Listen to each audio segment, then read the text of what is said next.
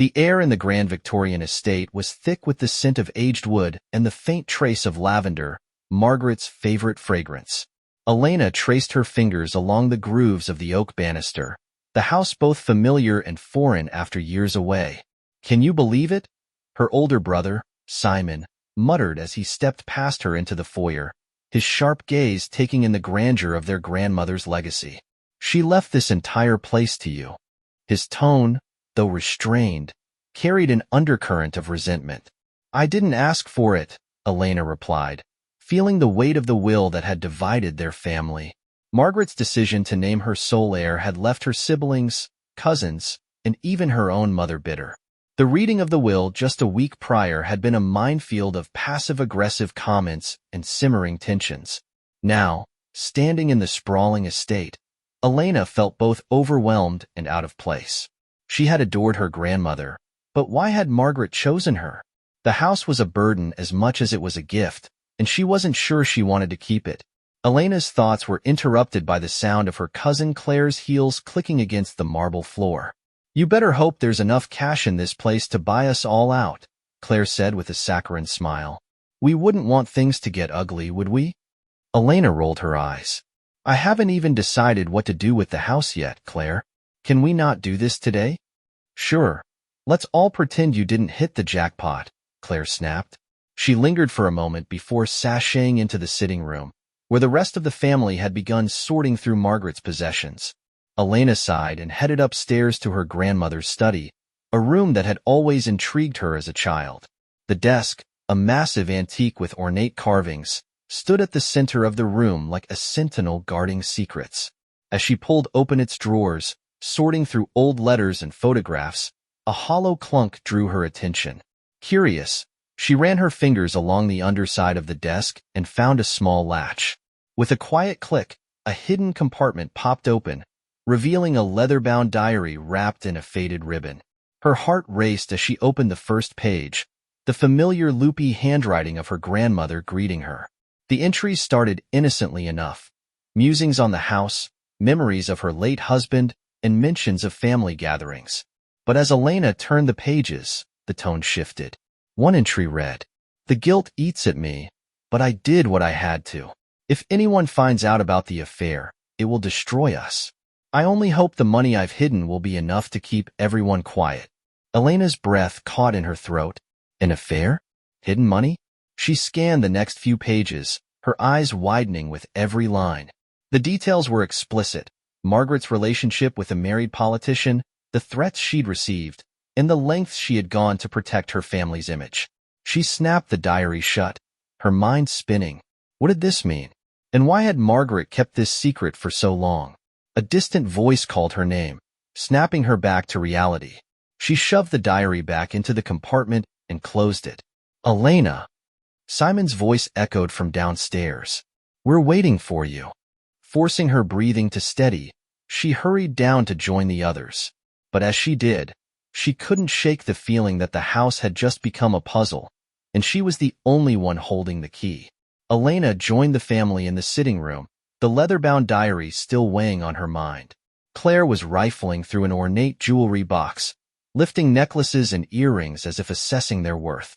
Simon leaned against the fireplace, sipping from a tumbler of whiskey, while their mother, Victoria, sat stiffly on the velvet settee, her lips pressed into a thin line. "Well, Elena," Victoria said, her tone as cold as the marble floors, "I assume you've had a chance to look around your new home. Does it feel good to be Margaret's chosen one?" Elena's stomach churned, but she kept her expression neutral. "It's not like that, Mom. I didn't ask for any of this." "Spare me the humility," Victoria replied sharply. "Your grandmother adored you. Clearly, more than her own children." "Let's not turn this into a scene," Simon interjected. "We're here to divide what's left, not to rehash the will." Elena caught Claire smirking in the corner as she slipped a pearl necklace into her pocket. For a moment, Elena considered confronting her cousin, but the secrets from the diary loomed larger in her mind. She needed time to process what she'd found and to figure out what to do about it. After an hour of tense negotiations over who would get what, the family began to disperse. Simon was the first to leave, muttering something about needing to check on his business. Claire lingered a bit longer, her sharp eyes scanning the room for anything else of value. Finally, only Elena and Victoria remained. "Do you even understand what you've inherited?" Victoria asked, breaking the silence. She gestured around the room. "This house, this legacy, it's a lot more than you think." "What do you mean?" Elena asked, genuinely curious. Victoria hesitated, as if weighing her words. "Your grandmother. She had a way of keeping things hidden. There are secrets in this house, Elena. Things I doubt even you could imagine."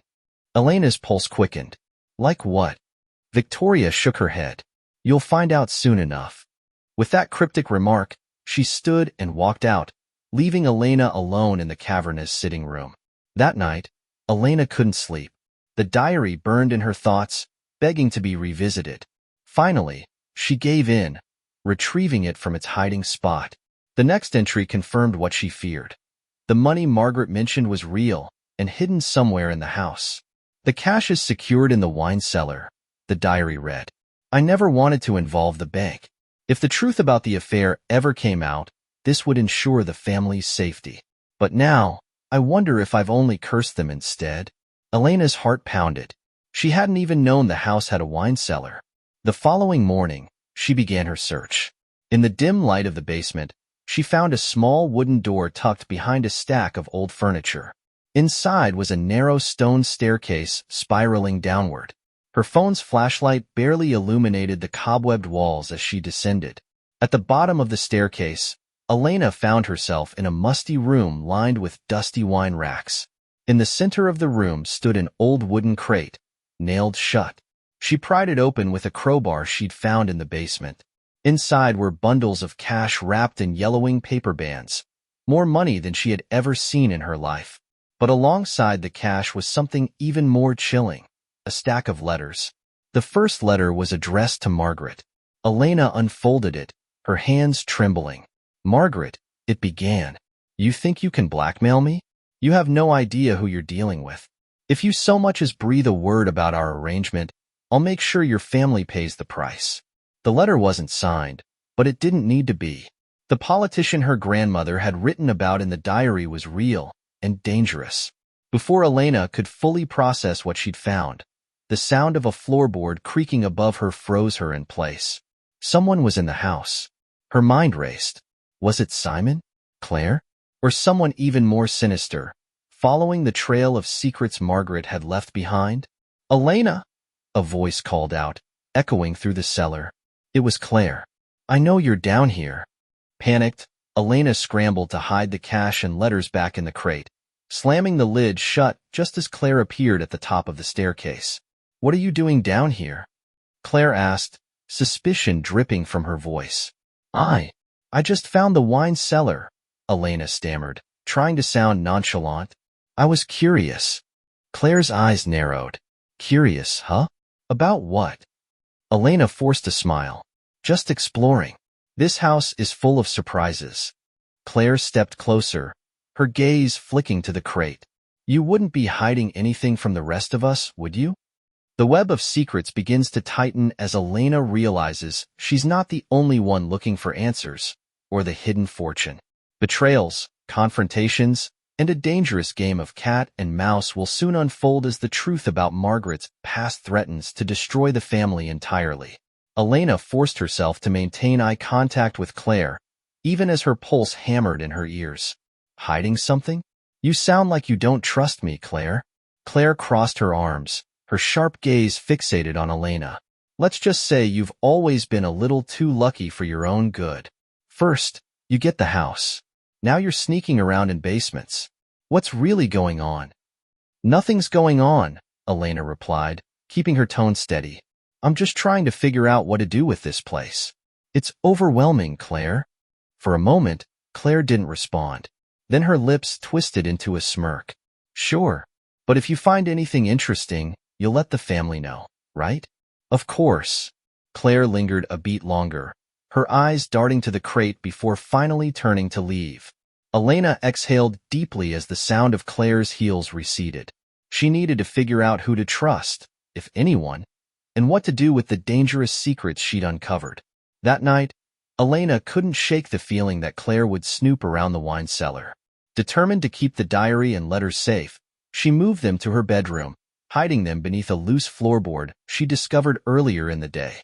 She spent the next few hours reading more entries, trying to piece together the timeline of Margaret's secret life. One entry stood out. The money isn't just for us. It's leverage. If anything happens to me, make sure the letters are destroyed, but not before you contact the man in the blue envelope. He'll know what to do. Elena frowned. The letters were still intact, but there was no sign of a blue envelope in the crate. Who was this mysterious man, and why would her grandmother trust him? The next day, Simon called a family meeting, insisting they gather at the house to discuss next steps. Elena's stomach churned as everyone filed into the living room.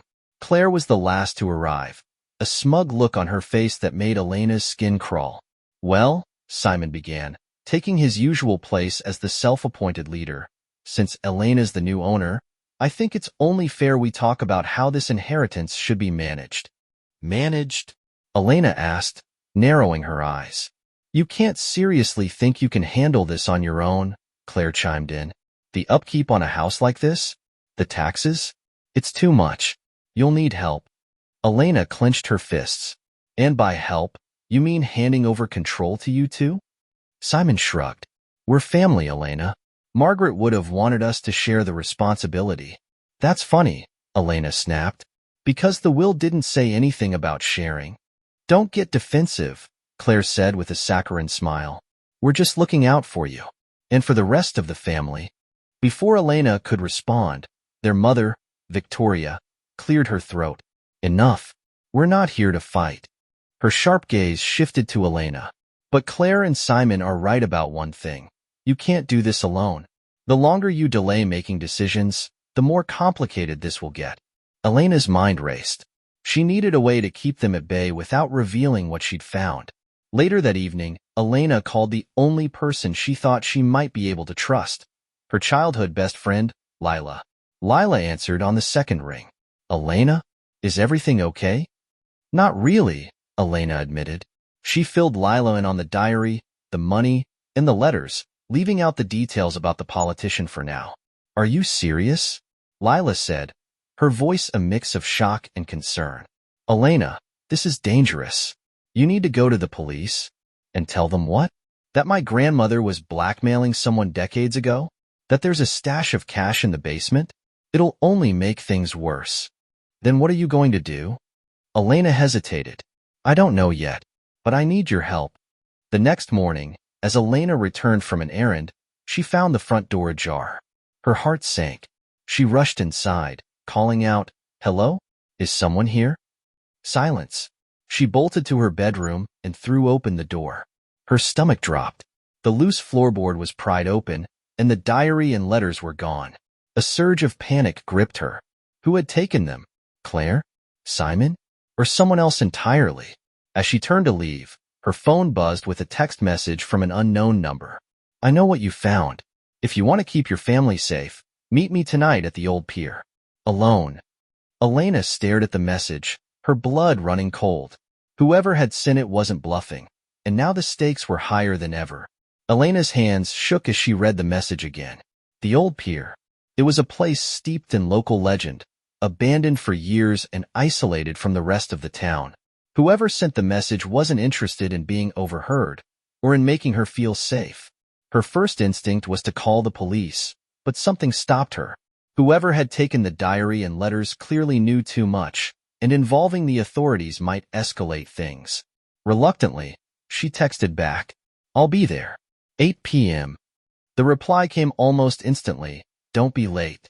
That evening, Elena drove to the pier as the sun dipped below the horizon, casting long shadows over the crumbling wooden planks. The salty tang of the ocean filled the air, but the usual soothing rhythm of the waves did nothing to calm her nerves. She parked a short distance away and approached on foot, her phone clutched tightly in her hand. The pier loomed ahead, dark and foreboding. "Hello," she called out, her voice echoing in the emptiness. From the shadows, a figure stepped forward. It was Simon. "Simon?" Elena's shock quickly gave way to anger. "What the hell are you doing here?" He held up the diary, his expression grim. I could ask you the same thing, little sister. What's this all about? You stole it, she snapped, stepping closer. You've been sneaking around ever since we came back to the house, Simon said, ignoring her question. I knew you were hiding something. I didn't expect this, though.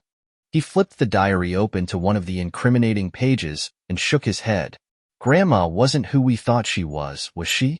Elena snatched the diary from his hands. You had no right to take this. I had every right, Simon shot back. You think you can keep something like this a secret? Do you have any idea what this means for the family? For Mom? Elena hesitated. I'm trying to protect us, Simon. By hiding the truth? By letting Claire dig through every corner of that house while you sit on a pile of cash and these, he gestured at the letters, time bombs? You think that's protection? Before Elena could respond, another voice cut through the night. Touching. Really touching. Elena and Simon spun around to see Claire stepping onto the pier, her heels clicking against the wood. She was holding a flashlight, which she aimed at them with a smirk. Great, Elena muttered. The whole family's here. Don't flatter yourself, Claire said.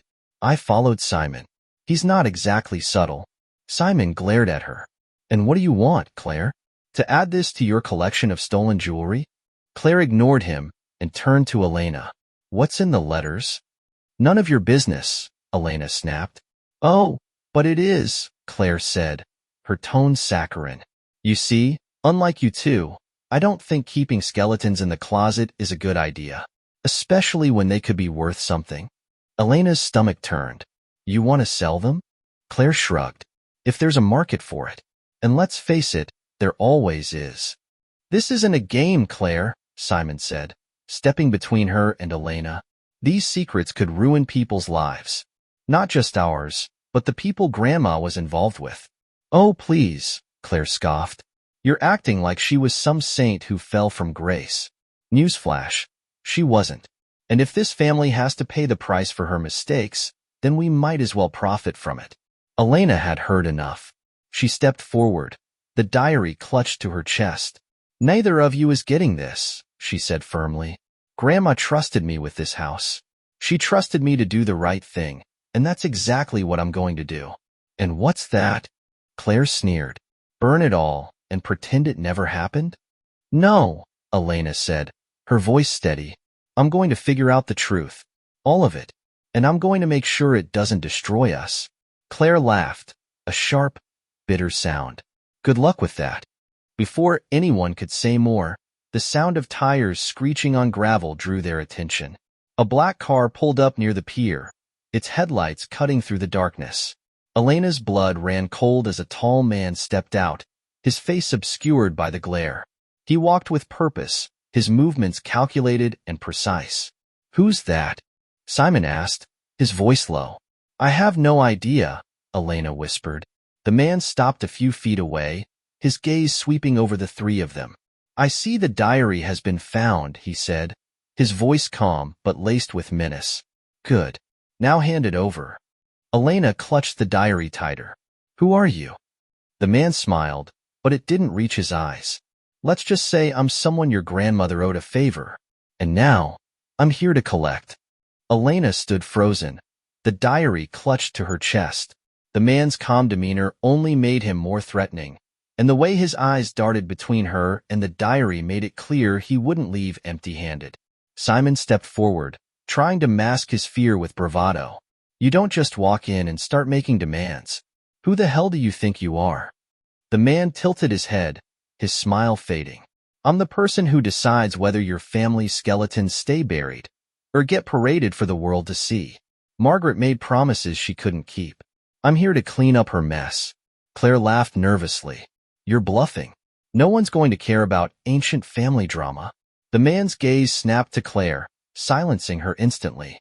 This isn't just family drama. Your grandmother had connections to people who don't take kindly to betrayal. If that diary falls into the wrong hands, you won't just lose your reputation. You'll lose everything. Elena's heart pounded. If this is about the money, you can have it. It's in the house. Take it and leave. The man chuckled, low and cold. The money? That's pocket change. What I want is leverage. The letters, the diary, the proof of everything your grandmother hid. Simon shifted uneasily. And if we say no? The man reached into his jacket, pulling out a gun. He didn't point it directly at them, but held it in a way that made his intentions clear. You won't say no, he said smoothly. Now, hand it over. Elena's mind raced. Giving up the diary would mean losing any chance of understanding her grandmother's secrets or protecting her family from the fallout. But standing her ground could cost them more than just the truth. Fine, she said, her voice trembling. She held the diary out, keeping her gaze locked on the man's.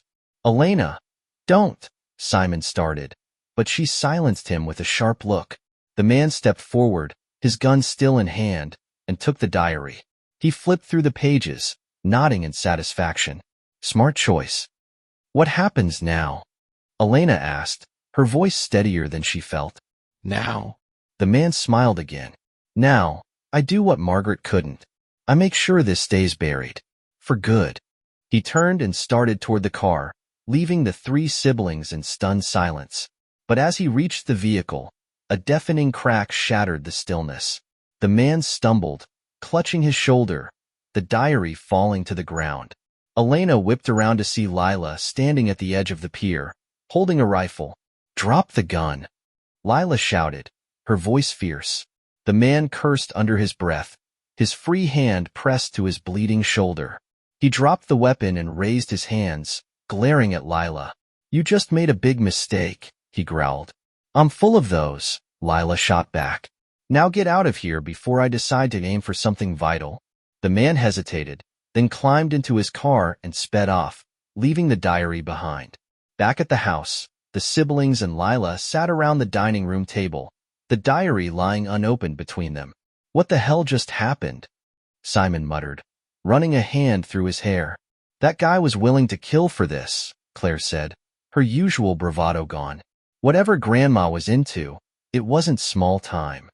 Elena stared at the diary, her resolve hardening. We need to finish what Margaret started. If we don't, this won't end. What are you saying? Simon asked. I'm saying we need to find the man in the blue envelope. Claire frowned. You think he's still alive?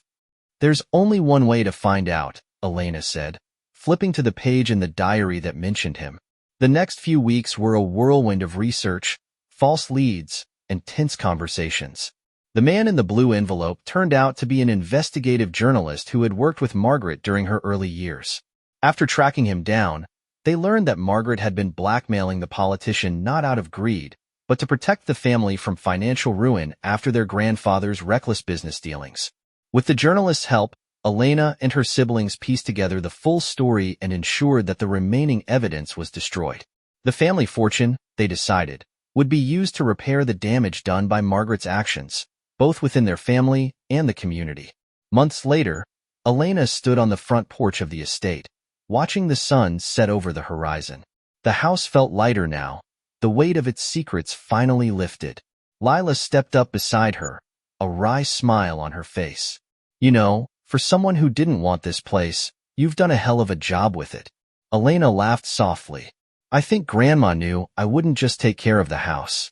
She knew I'd take care of the truth, even if it almost got you killed. Elena shrugged. Some truths are worth the risk.